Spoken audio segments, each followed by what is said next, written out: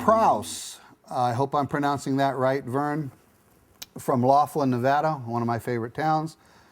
What could be the possible reason for interior lights, ceiling, reading, etc., to come on by themselves and not using a switch to do so? Could it be a bad switch? So far, there are 3 banks of lights involved. Yeah, that's not a good situation. It does mean that something is not operating or operating intermittently, Vern, and chances are it is in the switching mechanism.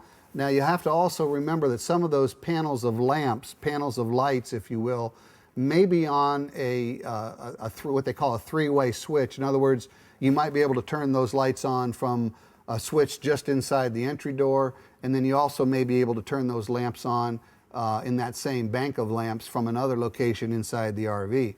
So it could be a shorted wiring in the switch. I would pull out both of those switches, or the switch that you're concerned about, and make sure that none of the contacts are touching one another when that switch is installed.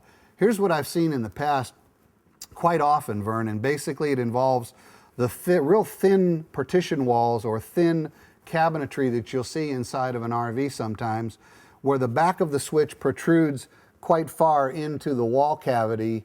And in fact, when the wires are connected to the prongs, to the little blades, the spade blades on the back of a switch, for instance, that the prongs are bent downward, and where 2 prongs are shorting out. Thankfully, you're not shorting out to ground because there's no ground connection typically on a light circuit switch. So what you're doing is shorting out the connection between the hot wire coming in and then the wire going to those lamps. So it's not a dangerous situation. It can be irritating when the lights keep flashing on. So I would pull that switch out from the wall wherever it's mounted, and if you have 2 switches, make sure you pull them both out, because they both could be affecting that current being transferred through that switch.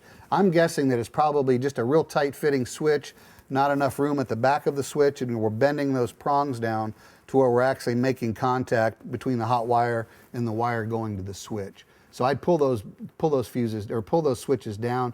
If there's plenty of room back there, I would try another switch just to see if the problem still exists. If the problem goes away, then you know it was the switch itself.